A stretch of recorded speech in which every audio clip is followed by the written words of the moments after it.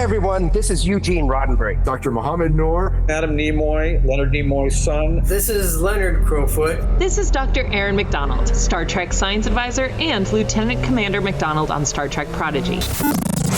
And you're listening to Humanist Trek. Humanist Trek. You're listening to Humanist Trek. the Humanist Trek podcast. And you're listening to Humanist Trek, a fabulous, fabulous show. Enjoy. And don't worry, you can do your Temporal Mechanics 101 homework later. You know, at the Starfleet Academy, where they have that chamber because they do zero gravity training. So some freaky stuff. Some like freaky young, stuff is happening there. Hormone-filled young people, they gonna try some stuff. Right? Wesley's like, watch this. Oh my.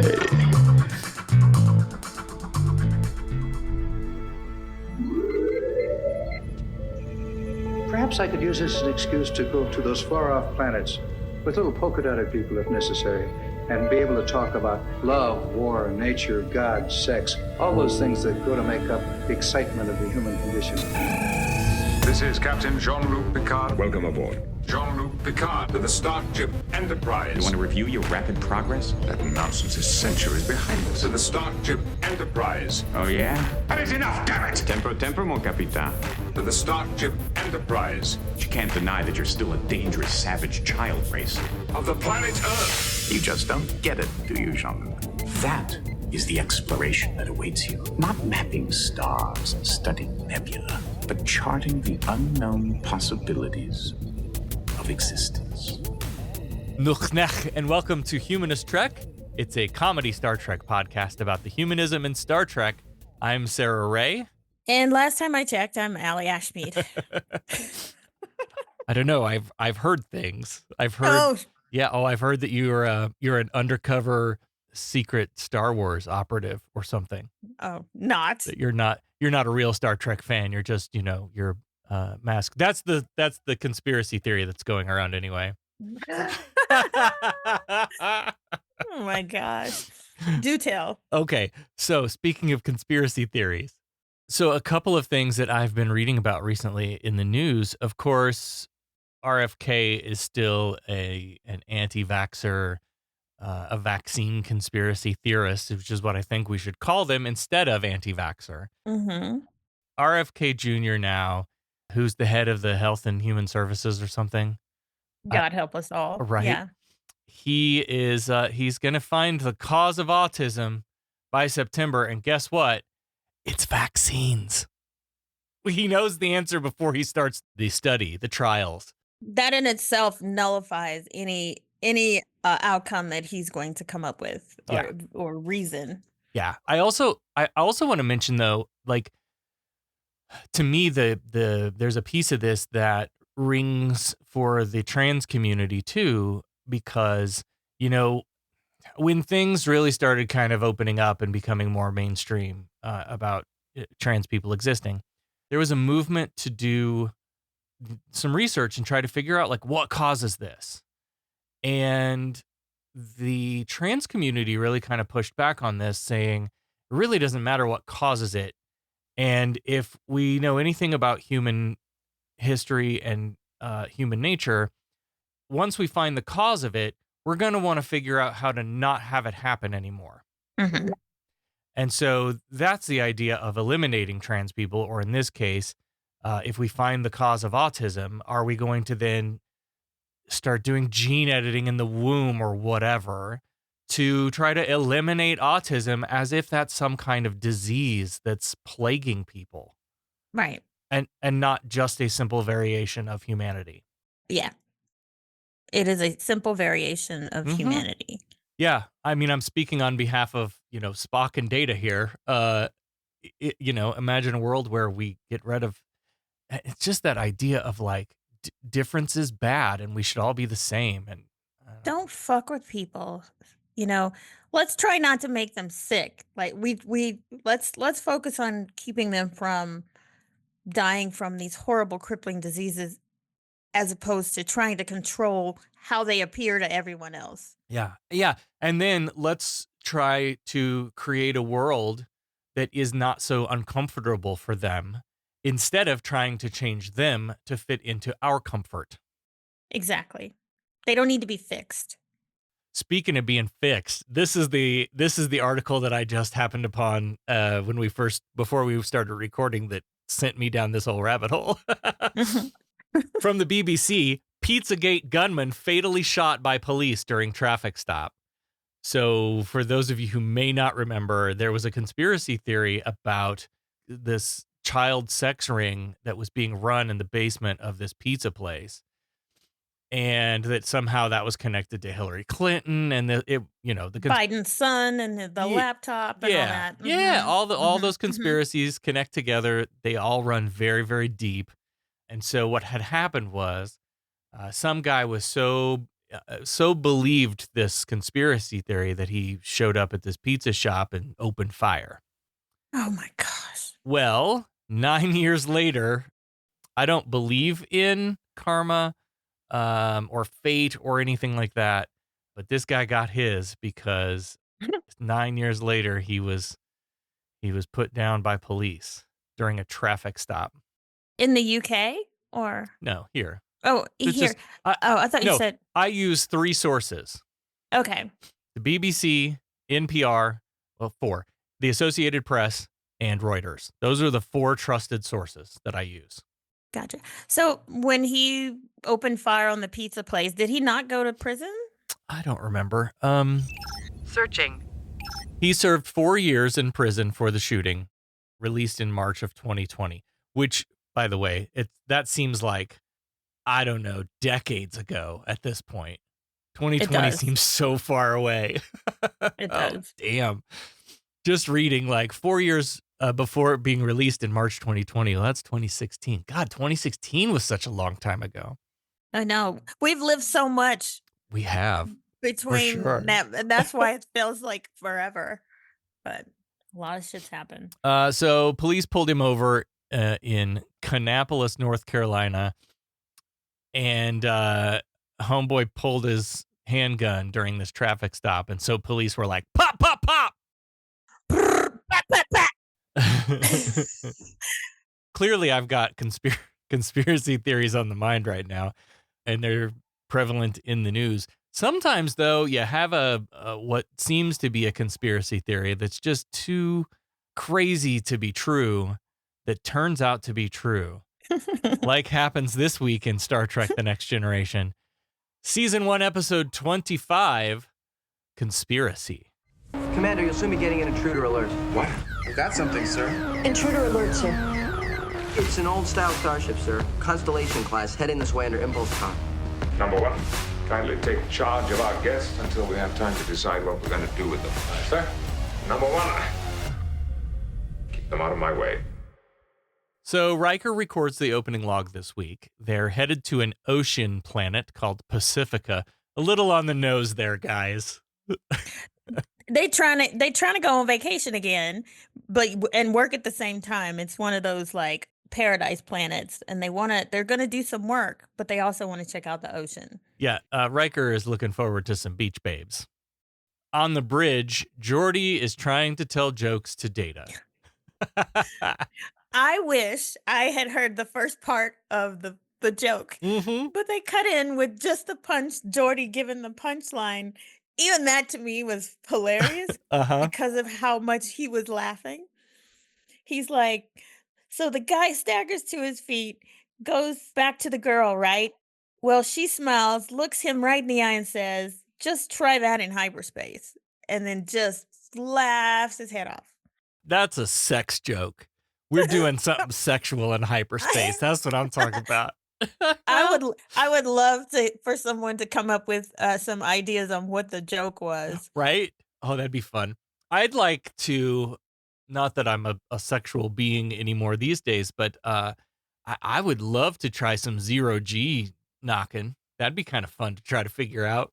Yeah, if you're not puking all over the place, if you can control the puking, because sometimes people puke. At the Starfleet Academy where they have that chamber because they do zero gravity training. So some freaky stuff. Some freaky stuff is happening there. Hormone-filled young people, they gonna try some stuff. Right. Wesley's like, Watch this. Oh my. so we're about 22 hours from arrival, and Riker orders an increase in speed. He's itching to get to this vacation, so let's get there a little early. And they go around the room talking about what they're looking forward to. And of course, Data doesn't understand why they don't just go down to the holodeck and load up a beach program. Be the same thing. Yeah. But Troy's like, it's not the same, you know? Haven't you ever been for a real moonlight swim? And of course, he takes it literally. And he's like, you can swim in moonlight? Yeah. Good old Data. Worf says swimming is too much like bathing. Does this guy not bathe? I don't know. I don't think Klingons, I don't think they're big on it. So what does the bridge smell like? I don't know. Okay. Ass, probably. Like Klingon ass. But they're interrupted by a phone call from Starfleet on emergency channel code 47, which Troy says is captain's eyes only. This was the most awkward scene. I have never liked this. Like, ooh, this special frequency, whatever, blah, blah, blah. And of course it's 47. So they interrupt Picard in his quarters asleep, and Riker has to tell him he's got a message, code 47. The computer goes on and says, yes, emergency communique, not to be discussed with fellow officers unless deemed absolutely necessary. I'd be eavesdropping, though. I would be. Yeah, he's got to go through all these hoops just to get into this Zoom meeting, accept the confidentiality agreement, terms and conditions, voice ID. Click OK on this meeting is being recorded. Yep. And finally, this guy, Captain Walker Keel, comes on screen. And it seems like these guys are old friends. He's telling Picard about something that's happened that's always considered to be impossible, but he can't give him any details. So he's like, we got to talk face to face. Meet me on this fucking deserted planet. And don't tell anyone. The government might be tapping our phones, man. Right. That's another dumb conspiracy that like people have believed. Like, honey, I'm sorry, your life is not important enough for the government to be eavesdropping and following you around. You are not that important. Yeah. So they plan to meet someplace on Ditalics B. Even though they're still going to this ocean planet, Keel tells him, no, that this can wait. You need to meet us here. Ditalics B sounds like one of those commercials for the new medicine that's come out. Do not take if you're allergic to Ditalics B. May cause flatulence, anal bleeding. I know. But he tells Picard something is beginning and trust no one. So, yeah, this kicks off this conspiracy theory. Jonathan Farwell plays Captain Keel. He played George Rollins on The Young and the Restless. Must have been a long time ago. I liked Young and the Restless, but I don't remember him. That one wasn't my soap. I see. So the difficulty in attaining such complex positioning in zero-gravity environment, coupled with the adverse effects it would have on the psychological well-being of the average human male, is what makes this anecdote so amusing. Yes. Very humorous indeed. Hysterical, in fact.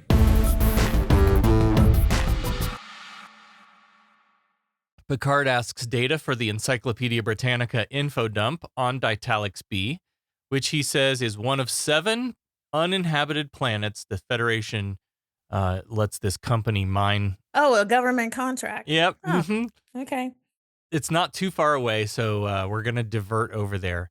And he tells everyone there will be no record of this little detour, and don't even call Pacifica and let them know we're going to be late. Like, from this point on, nothing happens unless Picard gives the order. Later, Riker's trying to figure out why we're going to this specific planet. So Data's got the encyclopedia opened at one of the science stations. And I thought this was really interesting. Apparently, this planet circles a red giant star called Mira, but it doesn't rotate. So one side of the planet is always facing the sun, so it's hot as fuck on that side. So wait, the planet itself, Ditalics, doesn't rotate? Yeah, right? It orbits, but it doesn't rotate like Earth does, where you get your day and night cycles. So they have no day-night cycle. One side of the planet faces the sun. It's always day, hot as balls. The other side faces away from the sun, and so it would always be colder. And then in between that area, there's like this perfect little strip of weather, and that's where all of these mines have been set up. But these mines have been long abandoned, and there's no other life forms on the planet either. And Data goes, so in a manner of speaking, it's a lifeless hunk of rock, a useless ball of mud, a worthless chunk. And, he does someone always interrupts him when he's in his zone of figuring shit out. It's usually Picard, but this time it's Riker that stops him.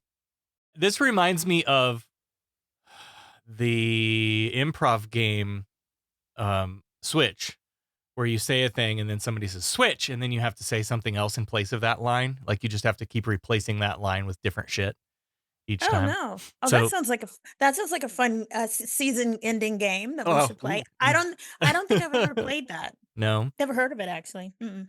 they did it a lot on Drew Carey's show. Oh, whose line is Whose it Line, anyway? yeah. Oh, that. Okay, yeah. Yeah. Okay. Another thing I spotted in this episode was a lot of scant uniforms.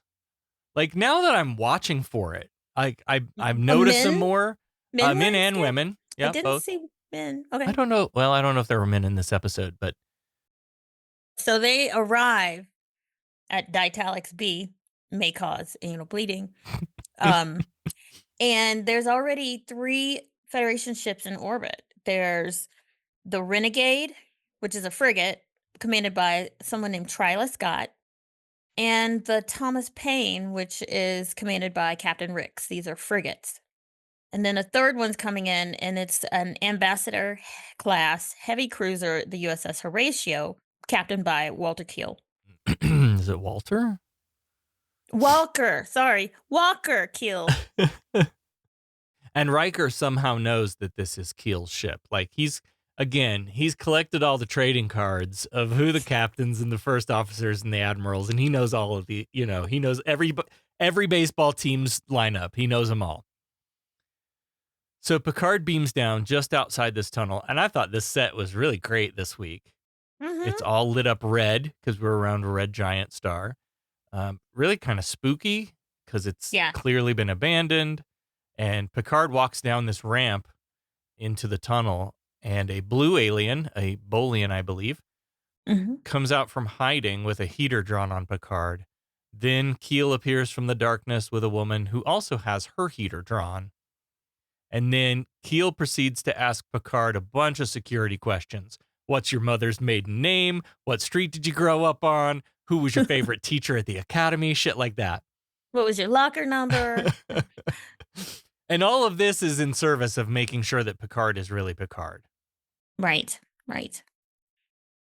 He tries to trip him up, saying some incorrect things about how they met, but Picard gets it right. So that kind of confirms with them that, okay, he is Picard. This is where he meets Twyla Scott, who I think might be the first time we see a black woman commanding her own ship. I think it might be. Yeah. She's apparently made quite a name for herself because she made captain faster than anybody in Starfleet. Fuck yes. Black girl magic. Twyla Scott is played by Ursuline Bryant, and she appeared on shows like The Golden Girls, Doogie Howser MD, Seinfeld. Nice. And apparently, Picard, Keel, Jack, and Beverly Crusher used to all run together in the same circles back in the day. Mm-hmm. Keel introduces Captain Ricks, who Picard met once. This is played by Michael Berryman, who was an officer in Star Trek IV, the one with the whales. This guy is incredible. You might recognize him, Allie, from an appearance on The X-Files. Yes, he was. I remember the episode. There was some sort of, I don't know, it was a cult, and he was trying to protect this boy. The boy was supposed to be like the chosen one, and this dude jumped out of a window. The guy that plays Ricks jumped out of a fucking window. Anyway. But everybody ought to know him as the principal in Motley Crue's music video for Smokin' in the Boys' Room. Back again, huh, Jimmy? You're just never able to see our side of things, are you? Bend over. He was in all kinds of shit. Yeah, He's he great. had that face. Yeah. He playing creatures and stuff. Mhm. Yeah. He was born with a rare, inherited, and incurable condition called hypohydrotic ectodermal dysplasia, which prevents the formation of hair, fingernails, teeth, and sweat glands. Wow. Yeah. Finally, we learn that these three have some serious conspiracy theories about Starfleet Command. Their evidence is some unusual orders being given, irrational proposals, Starbase 12 was evacuated for 2 days with no explanation, and some people died, which Command is calling an accident, but these guys are not buying that. Government's lying to us, man. That was no accident. Speaking of not buying that shit, Picard isn't buying into this conspiracy theory because he's got higher standards of evidence. Yeah, it's not to me. I mean, I get it. It's like if someone came to me and said, I think aliens are on the planet and they're abducting people.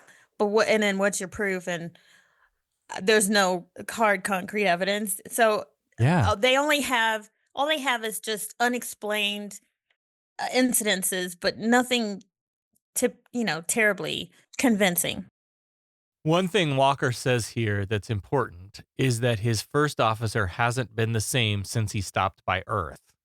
And his doctor says he's fine, but he isn't sure he trusts that doctor either. So this is a trust no one situation. Yeah. And basically they just asked Picard to keep his eyes open for any shady shit, stay in touch secretly, and watch your back. And Rix does say that their weakness is a lack of memory. So when they were testing Picard when he first got there, making sure that, if it's someone test their memory and make sure you met where you say they met. Tell me, Jean-Luc, where did we first meet? Tau Ceti 3. It was a bar. Quite an exotic one, as I remember. What do I win?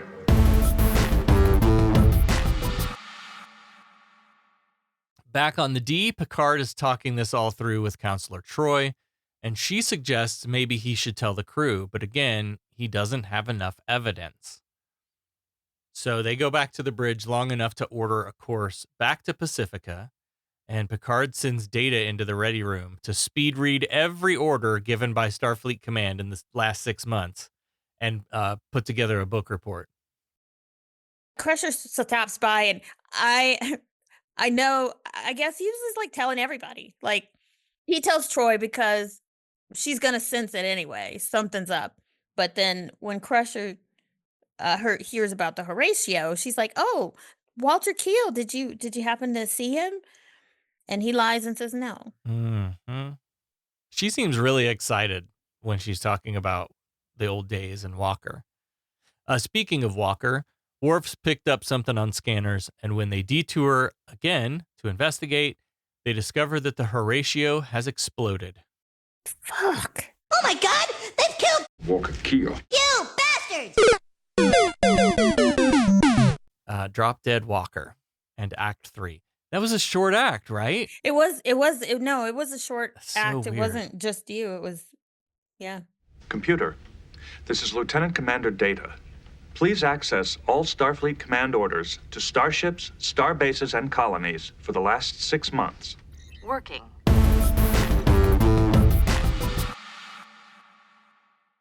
After the break, Picard is pacing around the conference room, looping Riker in on this conspiracy theory now, because Walker's death seems to have really moved the needle for Picard. He's been looking for evidence to believe this shit, and the ship goes boom is pretty decent evidence for him. And Riker gets to play the skeptic now, right? Picard's like, I don't know, man, I'm starting to buy into this. And Riker's really hesitant to believe it. Even when Picard points out that one episode where Wesley takes the Starfleet Academy Cadet Challenge and Admiral Qanon showed up talking about conspiracy theories. Like, come on, Riker. Remember that? The writers set this up a few episodes ago. Yeah. Data's in the ready room still speed reading, and he's talking to himself and saying, quite extraordinary. It's startling. And the computer's like, what? What'd you say? What? And he's basically having an actual conversation with the computer. He's like, no, I was just talking to myself. And then he goes off on a tangent saying how talking to yourself is very human and it's triggered by fascination with a particular set of facts, or sometimes it's brought on by senility and blah, blah, blah. And the computer interrupts him. And she's like, thank you. I comprehend. Everybody's always cutting Data off. Like, come on, this is getting old. Yeah. It's really getting old. Yeah, this is an intentional choice now, right? Yeah. It happens a couple of times and people learn and move on. Now we're intentionally cutting the autistic person off in the middle of their sentence. And I get they're doing it for comedy, but come on. Yeah. Well, a lot of stuff was funny in the 80s and 90s that didn't quite stay green. Yep. Anyway, Data joins Riker and Picard in the conference room, and he believes he found abnormal patterns in Starfleet's orders, specifically personnel transfers that move certain officers who have had frequent contact with the top brass at Starfleet into strategic positions, like the head of Health and Human Services in the State Department, and what all is fucking Rubio in charge of now? He's basically doing it all. And then you put some kind of billionaire South African car exec and he gets to create his own department. I mean, yeah, that's suspicious. I think they've been taken over. I think there's a. You think so? Yeah. Mm-hmm. Yeah, they might have been. Sure. Yeah. When pressed, Data agrees with you. Data thinks this might be an attempt to take over certain key areas of Federation territory. So the idea at this point is, whatever the secret plan is, it seems like the top brass at Starfleet are moving key people into key positions for some reason we don't know. And Riker thinks that sounds like a prelude to invasion, but we still don't have sufficient information to determine who's behind it. So we're going to go back to Starfleet HQ and confront this thing head on. They roll up to Earth. Standard orbit. No answer from Starfleet at first. And Picard has looped all the bridge officers in now. Everybody's in on the conspiracy theory. They all know what's going on. Eventually, 3 admirals are on the screen. Savar, a Vulcan in the center, played by Henry Darrow, who comes back in Star Trek Voyager. Mm-hmm. See him again. He introduces Admiral Aaron, played by Ray Reinhardt, who also comes back in Star Trek Voyager. And we've already had the pleasure of making the acquaintance of Admiral Qanon Quinn. So they're all sitting there, just like happy to see Picard. They don't know why he's there, or they don't seem to know why he's there. Picard's like, I don't feel comfortable talking about this on the phone. I think we should do this in person. And from off camera, another familiar face enters the Admiral's room. Good old Commander Remmick. Remember that asshole? The asshole that I kind of felt bad about towards the end. Yeah. Nobody liked him. He got a good job hanging out with the Admiralty at Starfleet. That's a decent job. He's a glorified assistant, like an admin. Yeah, he comes in with a pot of coffee. Anybody want some more? Pretty much. But he whispers something in Admiral Savar's ear, and they put the D on hold.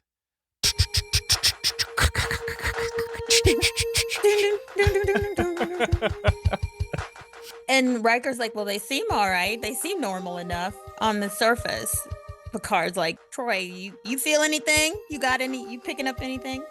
And she's like, yes, they are hiding something, but I don't know who it is or what. Riker's annoyed at seeing Remmick again, like the rest of us.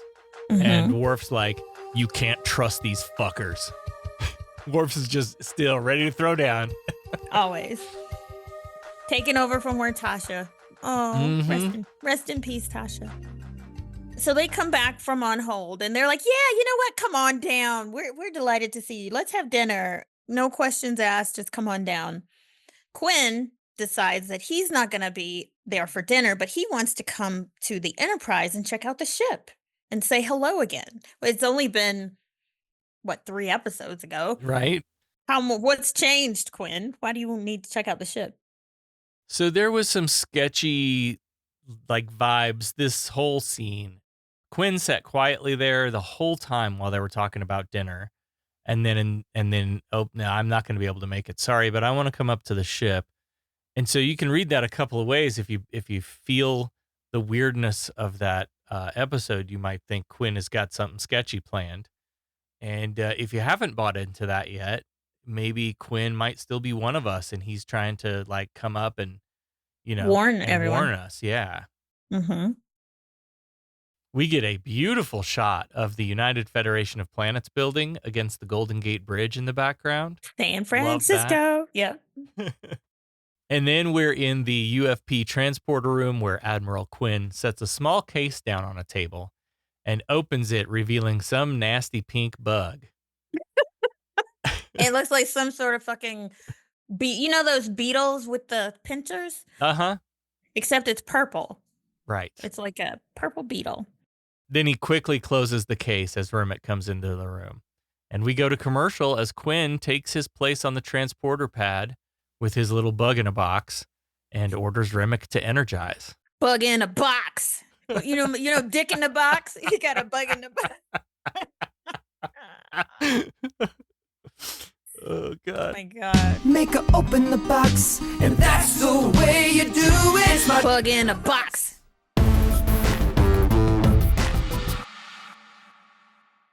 So I thought maybe Quinn was coming to warn them, and I believed that because he's the one that set this whole thing in motion. Yeah. But I was so very wrong. I did too, and I thought he was bringing the bug to show them, here's what we're dealing with. Yeah. Yep. We were wrong. Picard and Riker welcome him back to the D, and they go for a hallway walk and talk. And Picard's like, hey, man, you remember that shit you told me on that other episode you were in about the threat to the very fabric of the Federation? And Quinn's like, nah, man, I was just talking about the problems in assimilating new races into the Federation.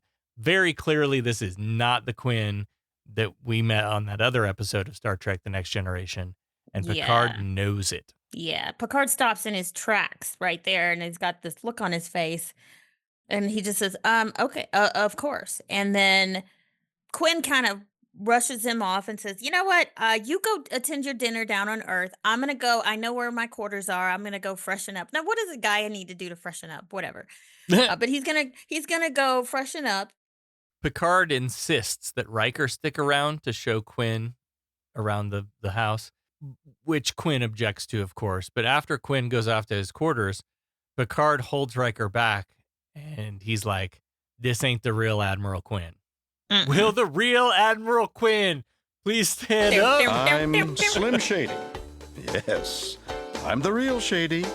All you other Slim Shadys are just imitating. So, won't the real Slim Shady please stand up? Please stand up. Please stand up. He's really certain about it, and he wants Riker to just keep an eye on him and make sure that Beverly makes some sort of excuse to get him in sickbay and do some sort of test on it. Just make something up. We don't care what. Just make something up to get him in there. We get a lot of scants in this hallway, and I fucking love it. There were men in this hallway, men in dresses, and the right-wing Puritan lunatics didn't march on the Paramount lot with their tiki torches in protest. When did Star Trek get so woke? Yeah. Men in dresses, 1988. Baby. So Picard wants Riker to just keep an eye on him and then come join him later. Riker's worried about you're going to go alone, That goes back to episode 1. We don't let the captain just beam down into shit anymore. Yeah. There's a fun continuity bit in this scene. They're having this conversation in the transporter room, and there's nobody at the controls.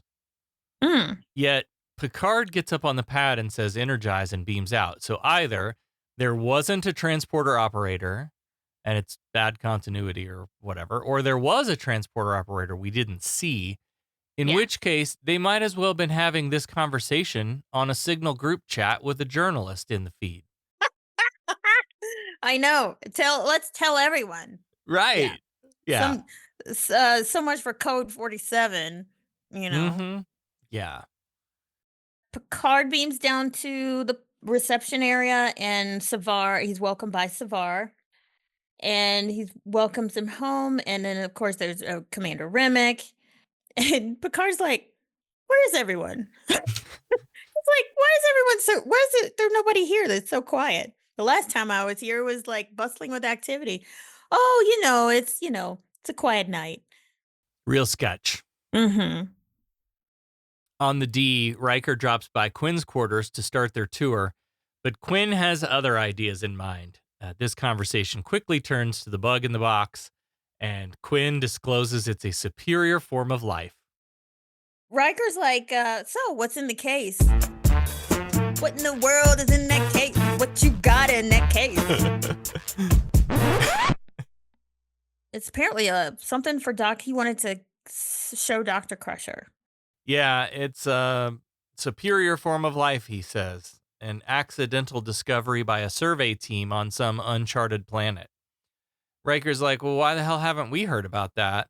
And what I wanted him to say was, why the fuck are you carrying around a superior life form in a fucking suitcase? Also, why would you bring something like that on board and not disclose it? Like, that's totally against, I'm sure, some sort of Starfleet policy. Also, why didn't the transporter pick it up yeah, as a second being beamed in?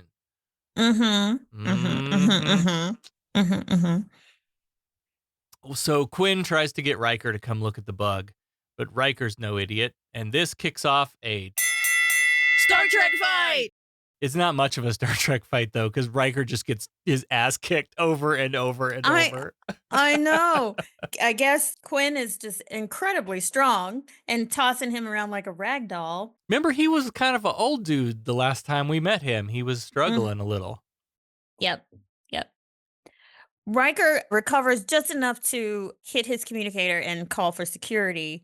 But by the time they get there, which the security is Worf and Geordi.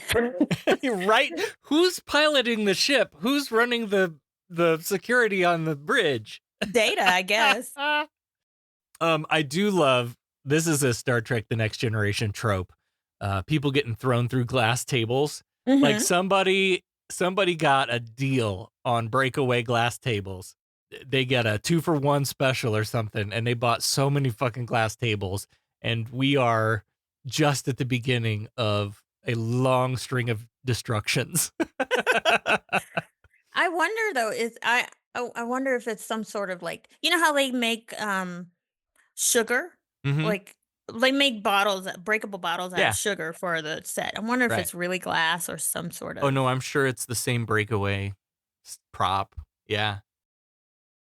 Back on Earth, Admiral Aaron offers everyone some Andonian tea while waiting for Riker, and Remmick excuses himself and leaves the room. Then Aaron salutes the Horatio, and Picard's like, funny you should mention that ship. That's one of the things I wanted to talk to you guys about. Savar says the ship imploded due to its captain's extreme negligence. Ugh. Mm-hmm. Wow. Of course, blame the victim. They're having their tea, and Picard is a little hesitant to drink, but it does, because I was like, don't drink anything they give you. Don't eat anything they give you. Right?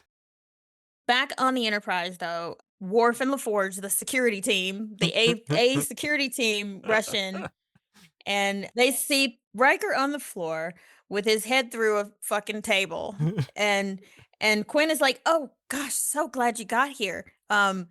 He just slipped and fell. Yeah, you guys are going to need to update the OSHA slips, trips, and falls statistic board where it's 0 days since we had an accident. Got to reset that. Who knew Riker was going to be so clumsy? Mm-hmm. Surely don't know it's bullshit, but no, they check Riker, and Quinn's going to rush off, though. He's like, I'm going to go. I'm sure he'll be all right. I got to go. I got to get going. But LaForge is like, don't you think we need to wait until the doctor gets here? Then Quinn starts tossing Geordi around. blows blasted through the doors, knocked him clear off track. He throws Geordi out into the hallway. And Quinn's like, all right, Klingon, let's throw down. Let's go. Let's go. And we get a great push in on Worf to commercial here. It's a good thing you're here. He slipped and hit his head.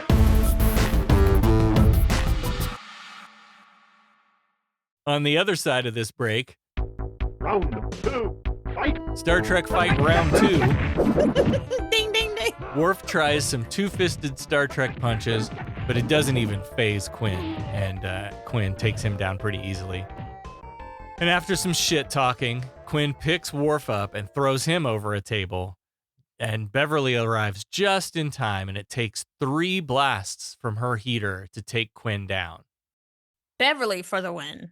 Mm-hmm. And Geordi's like, if I could see, I'd be seeing stars. They all got the shit kicked out of them. In sickbay, Riker is still out cold, and the initial tests on Quinn seems like he's the real dude. So Geordi heads back to the bridge while Beverly does more tests. But as she gives him another hypospray to keep him sedated, she notices some little tail-looking thing sticking out of Quinn's neck, wiggling around. some little purple claw thing. Yeah. And they're like, what the fuck is that?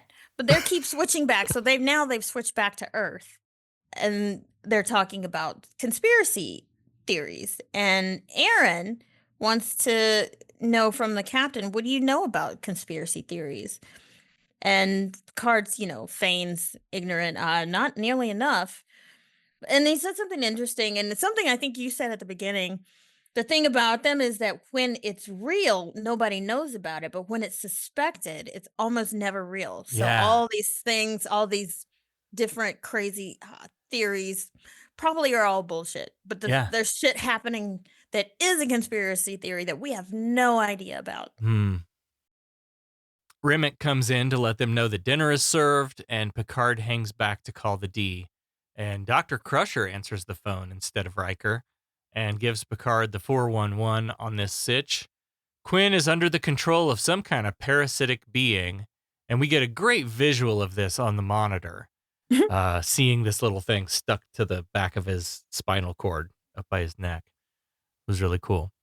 They call it some sort of gill, like it breathes through a gill, I guess. And that's the gill. And she says he should be able to see that little tail on anybody else that's been body snatched. So now Picard knows what to look for.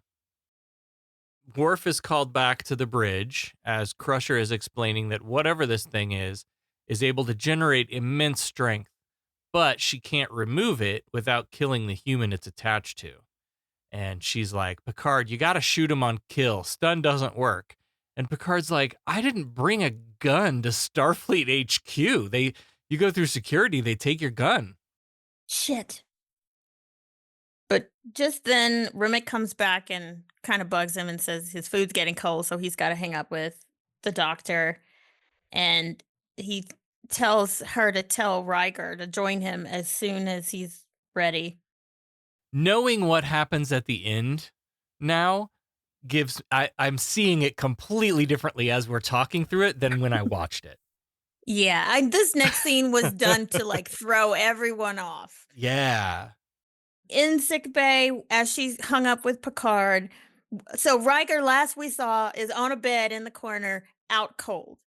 Then they show Riker sneaking up behind Crusher, putting his hand on her shoulder, and she goes, big jump scare. Yeah. And then they cut back to Earth.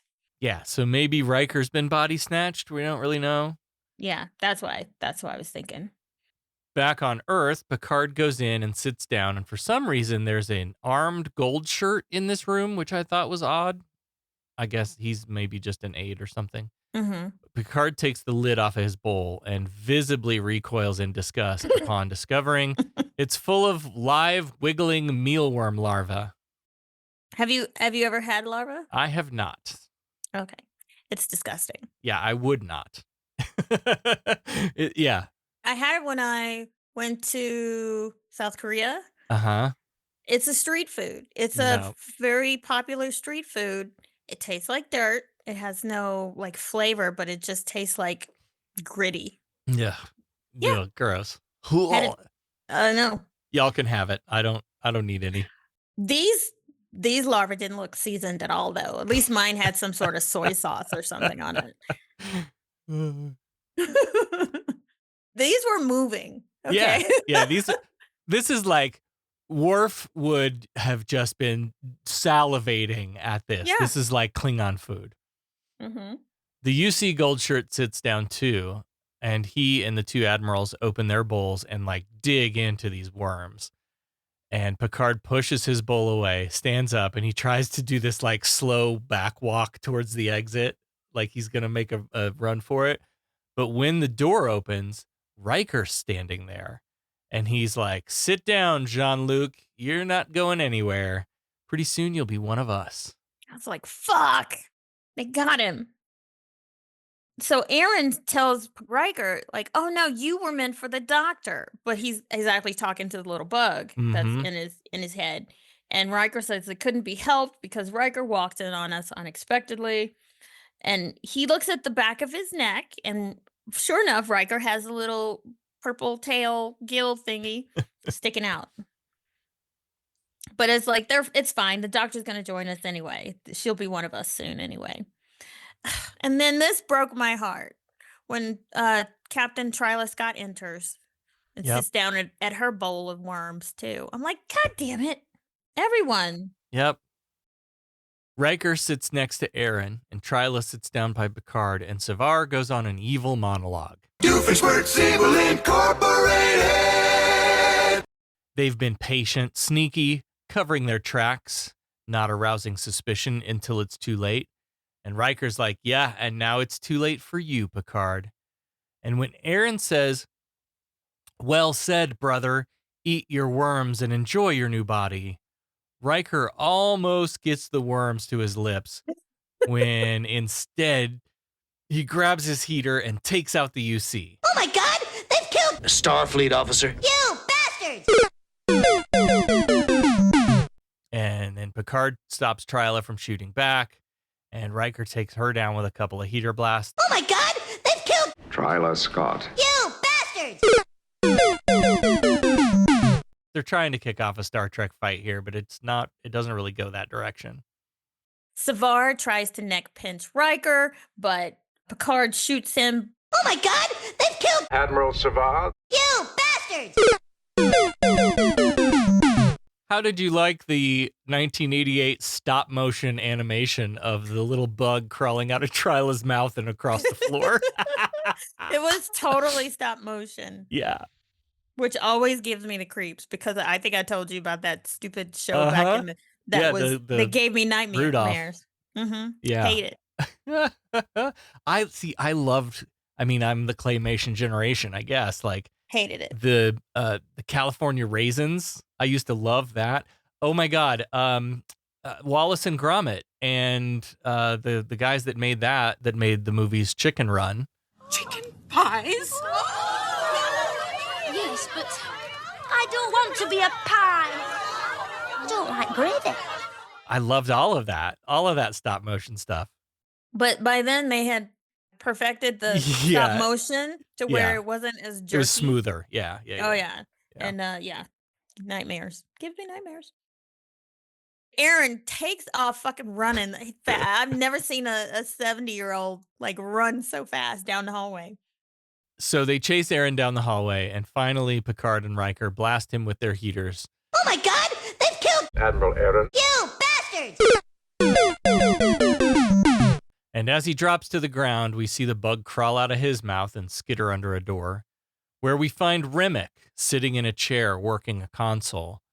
And the bug crawls up the chair and up Remmick's arm, and he turns to his shoulder and drops his mouth to let this thing crawl into his mouth. And we see like it's moving around in his neck and shit. Like, this was so fucking creepy. I want to know how they did that because his neck was bulging. I'm like, okay. It's got to be like a bladder under the skin, and then prosthetic skin over the top of that, and they could like pump air or water into those things. That's got to be how it was done. Yeah. That was really, really good. Yeah. Remmick's like, we come in peace or whatever. We mean you no harm. We seek peaceful coexistence. Man, this scene here. Mm-hmm. So Picard and Riker are just looking on in utter shock. And they just like, you know what? They're going to just shoot him. So they shoot him and his head fucking explodes. Oh my god! They've killed Lieutenant Commander Dexter Remmick. you, bastards! Yeah. Like, I'm like, wow. This was primetime television or whatever, right? Like, this is gory as fuck for TV in the 80s. That's why I'm so shocked. His head explodes. Yeah. And like, you see his skull. Mm-hmm. Riker blows at the end of his heater and says, I wanted to do that since the first time I met that asshole. I wanted to blow his goddamn head off. Yep. And then his body starts to like burn from the inside out. And then there's this like alien-esque from the movie kind of thing coming out of his chest. I guess that's like the queen bug. Yeah. So yes, this is a knockoff of Alien, right? There's a mother bug inside the chest of Remmick and a bunch of baby bugs wiggling around. And they shoot him too, and they just watch his body burn in the chair. Picard's closing log this week is really interesting. He says, how difficult after all these years of learning to respect life to be forced to destroy it, but there seemed to be no other alternative. Quinn's going to be fine, and apparently killing the mama bug also killed all the baby bugs too, like they relied on the mama bug to survive. So we don't have to worry about anybody else. Okay, but if you had one of these things in your neck and the baby bugs just die all suddenly, do you still have the dead baby bug up your spine? How's that work? I guess. I don't know, because Quinn somehow survives. Yeah. And it's fine. Chair chat on the bridge this week. Riker explains it was Crusher's idea to fake a bug on his neck. And Data traced a call that Remmick was trying to make before he was exploded. A homing beacon sent to some unexplored section of the galaxy. So these aliens just might turn up again someday, and we never see them again. I was going to say, I don't know that they did. Nope. Pretty sure they didn't. Boy, I'm sure glad that's over with. I'll be glad to be relieved of this cargo. Me too. It is done, and perhaps just as well. Yeah, but you know, I learned something today. I sincerely hope that this is the last time that I find myself here. You just don't get it, do you, Jean-Luc? You see, of all the species, yours cannot abide stagnation. Change is at the heart of what you are. That is the exploration that awaits you. Not mapping stars and studying nebula, but charting the unknown possibilities of existence. QAnon jokes aside, I really like the way this episode sets a high bar for evidence. Mm-hmm. Right? Picard and Riker are both skeptical, big time, of this claim until more evidence is presented. And, so what that threshold of evidence is, being high, I thought was a really great demonstration of how we should approach conspiracy theories. And for Picard, this threshold is people he knows personally are acting completely unlike themselves. Mm-hmm. So even close friends telling him about the thing they believe isn't enough. Good. And I hope you're all thinking of QAnon and Pizzagate and the moon landing conspiracy and climate change conspiracies and flat Earth, COVID-19. Are you believing in a conspiracy theory because it reinforces your existing belief that government is hiding shit from us and can't be trusted? Or is there actually sufficient evidence for your belief? Well, I mean, if you have some sort of paranoia, then that automatically makes you susceptible to certain things. Uh-huh. And of course your ears are open. So it's sad. I know people that I thought were logical and stuff and have now somehow, before succumbing to these conspiracy theories, they separated themselves from everyone else. Yeah. And then suddenly now I hear that they are all in on some of these conspiracy theories where they never would have been there before. So it matters like who you're around and like if you were in just an echo chamber, and that matters too. Yeah. I feel like you should take it all with a grain of salt, and as Picard and Riker did, believe it when there's evidence. Yeah. But like, I wouldn't completely discount everything. Oh, but don't live your life as if they're all true. Also, that bit at the end about all these years of learning to respect life, to be forced to destroy it. There seemed to be no alternative. We talk a lot about this idea that, we come in peace or whatever, and we're just making friends all over the universe. But in reality, there may be people represented by aliens here. People who are just evil colonizers. And what do we do with that? What do we do with the people that won't sit down at the table and say, let's find a better way? In this episode, we killed them. I was gonna say I'm not saying shit. but when that threat comes to us, we fight it, right? But notice here that we didn't send a fleet out to genocide this whole alien race before they can come back. Right. Put a pin in that. Star Trek Enterprise is coming soon. I'm not looking forward to that. I am and I'm not. I am and I'm not. We got a long way to go. It's going to be a long road, Allie. Getting from here to there, yeah. Well, did anybody die in this episode? Quite a few. Yeah. We presume. And I have to say, I forgot about the unknown UC, so he's included in all of that. We had Walter Keel, Savar, Aaron, Remmick, and Twyla Scott, and then the unknown UC. Damn, that's a lot of people dying. They're making up for lost time. I know. Normally, no one dies in TNG, but like everybody died. Everybody, man. Yeah, and they were all like high-ranking officials. Yeah. All right, let's put them in the ground. Let's put them in the ground. We're here together to honor our friend and comrade. We will all find time to grieve for her in the days that are ahead. But for now, she has asked that we celebrate her life with this.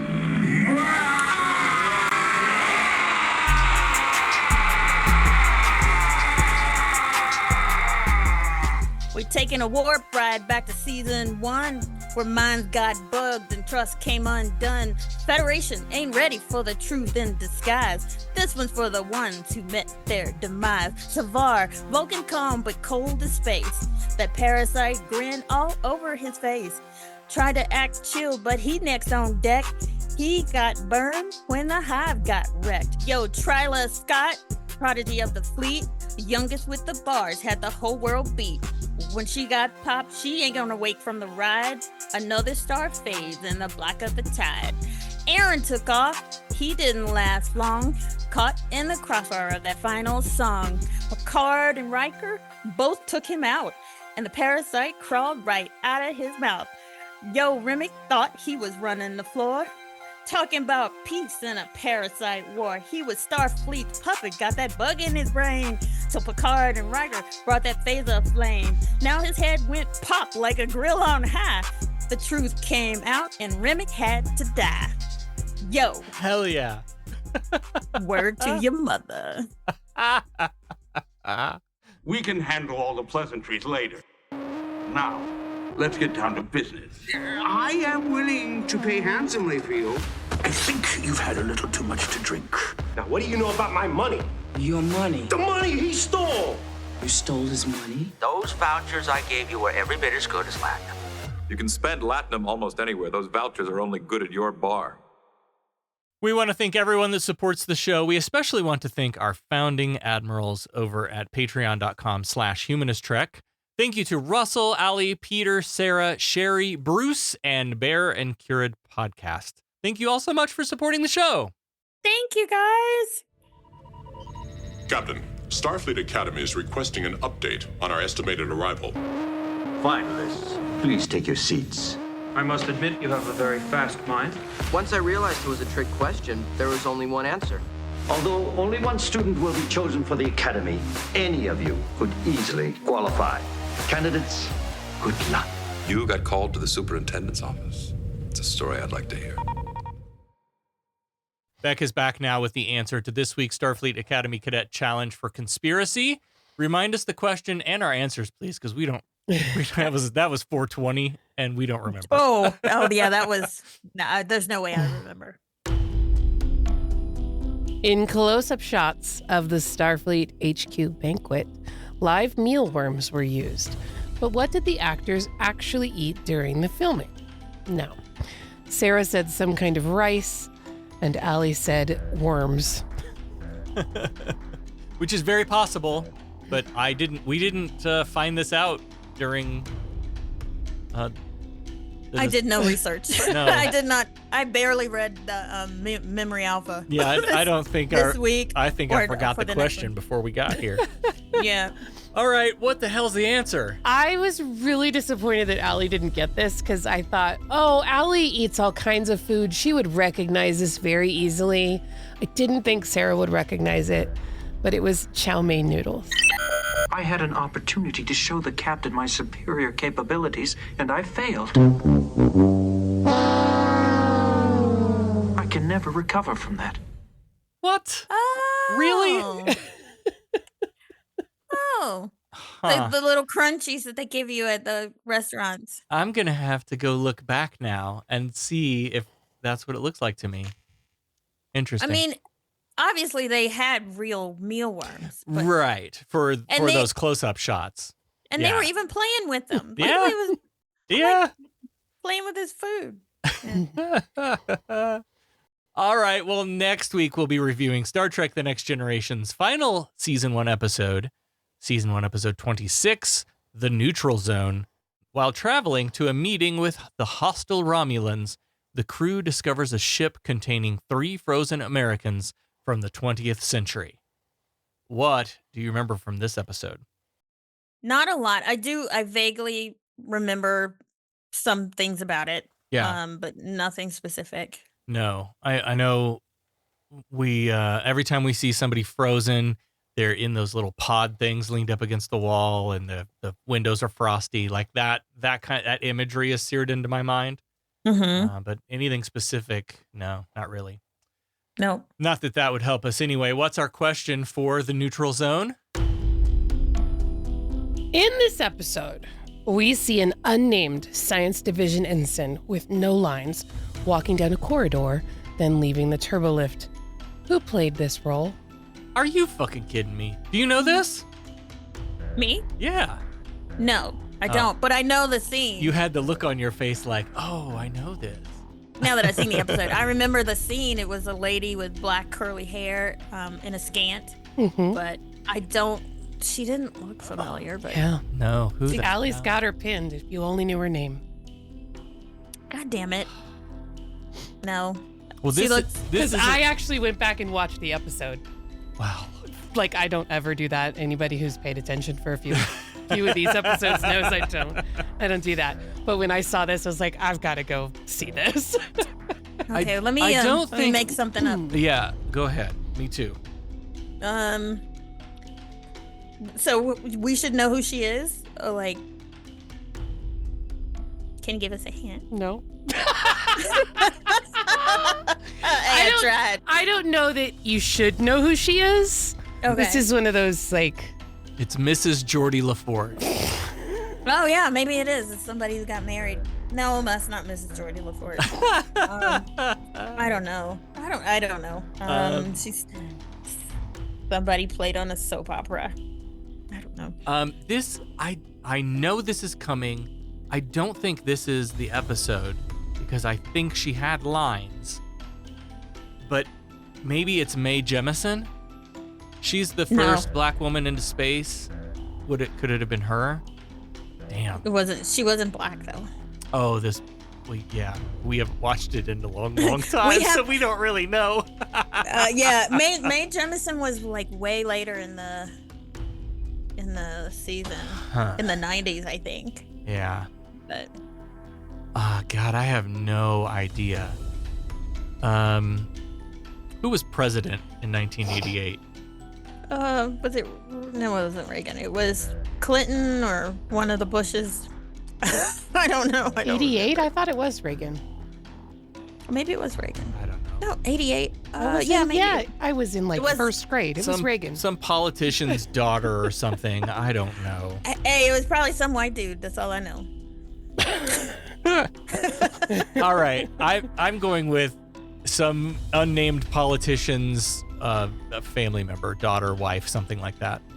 I have no idea who this is.